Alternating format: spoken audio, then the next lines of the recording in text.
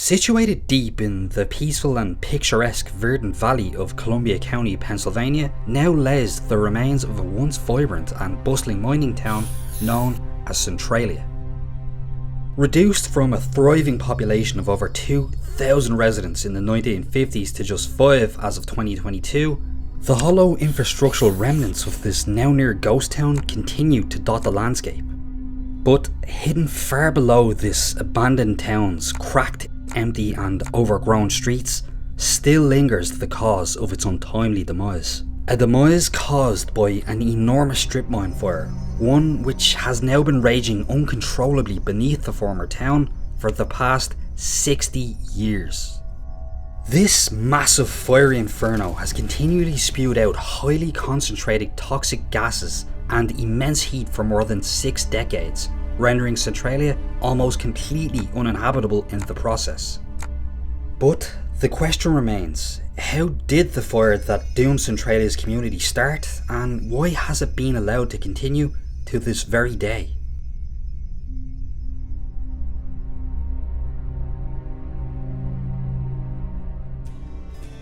Mining in Centralia first began in earnest in 1856, and with the addition of a new railroad constructed in 1865, the town's coal exports began to increase dramatically. Keeping up with these export demands was especially grueling, and so it was also around this time many of the coal miners in Centralia began efforts to organise a union to gain better working conditions and improved wages.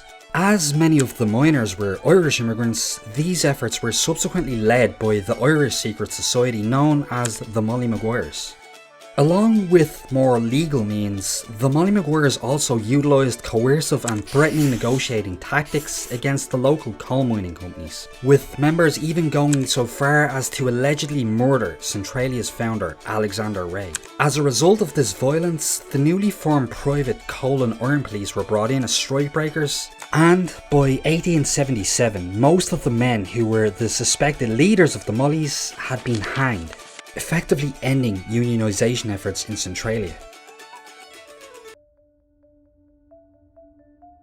Despite these turbulent events, the town continued to grow and prosper, with its population in 1890 standing at nearly 3,000 residents. This prosperity would eventually be halted with the closure of many of Centralia's mines in 1929 due to the effects of the worsening Great Depression and oil encroaching on many industries previously dominated by coal.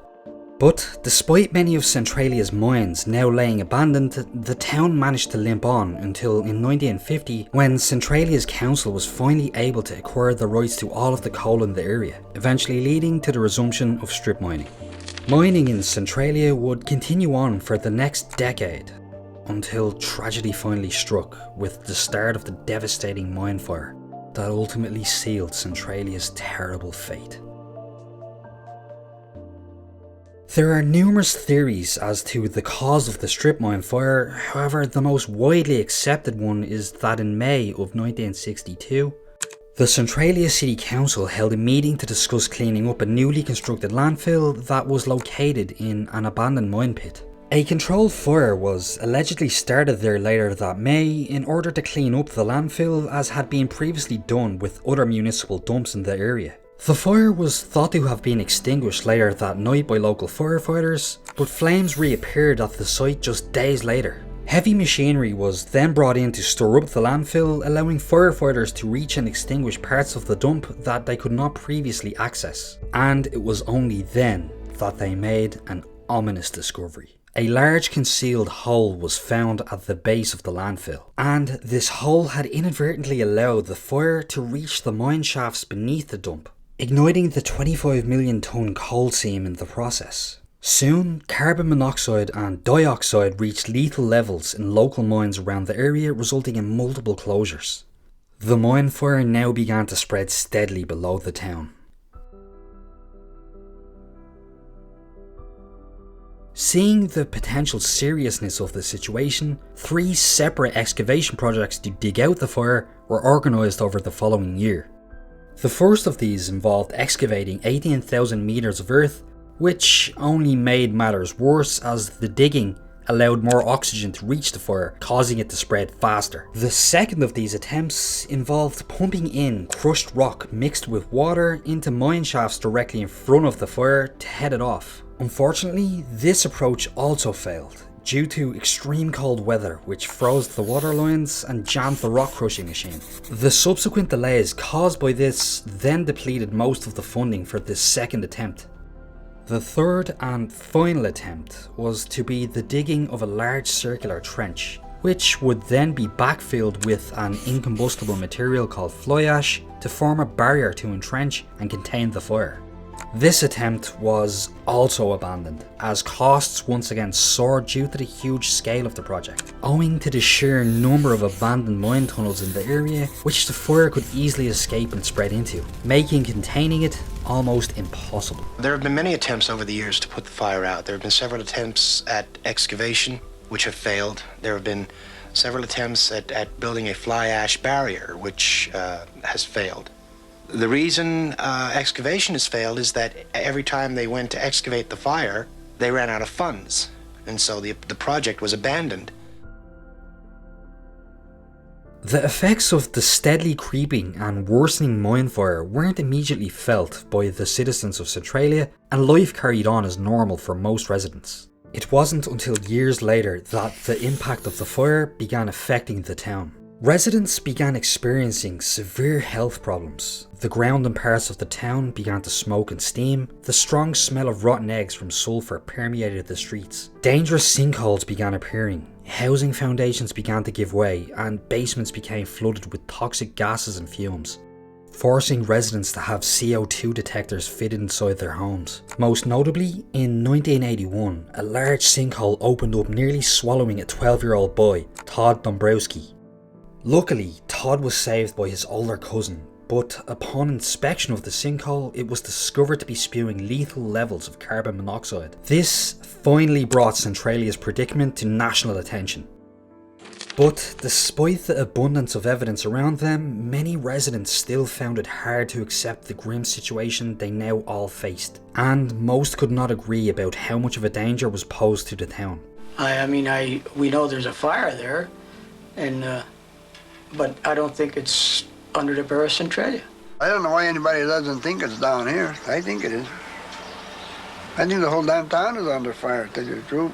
Making matters worse was just how slow the federal government's response to the crisis was, forcing many residents to campaign for action to finally be taken. Every time we ask for something, we're always told it takes time. It takes time, it takes money, you have to wait. There's other problems all over the country, that we're too emotional. We think Centralia is the only problem in the whole country. Much more thorough investigations were carried out, and eventually in 1983, the federal government allocated a state grant of $42 million to buy out and relocate the residents of Centralia due to the dangers that the fire now posed. Around 1,000 residents soon moved out of the town, and its population shrank to 63 by the 1990s, with many of the town's buildings also being demolished during this time. In 1992, the state's governor then invoked eminent domain, condemning all of the remaining buildings and property left within Centralia. As of 2022, after fighting for their homes for many years, there are now just 5 residents left in the town who have reached an agreement with the government to live there until their deaths, upon which their properties will then be seized. Additionally, over the years, the story of Centralia has entered pop culture through documentaries, podcasts, and even movies, such as the 2006 adaptation of the video game Silent Hill, which owes much of its fictional mining town's inspiration to Centralia. And despite nature having reclaimed most of it, Centralia has also now become somewhat of a local tourist attraction and curiosity, with many people showing up to take in the town's history and eerie atmosphere. Though this practice is considered unsafe, as despite the hidden fire blazing below for the past 60 years, depressingly, it is still expected to burn under Centralia for at least another 250 years. But hopefully, the tragic story of Centralia will eventually serve as a cautionary tale for us to take better care of our environment, for future generations to come.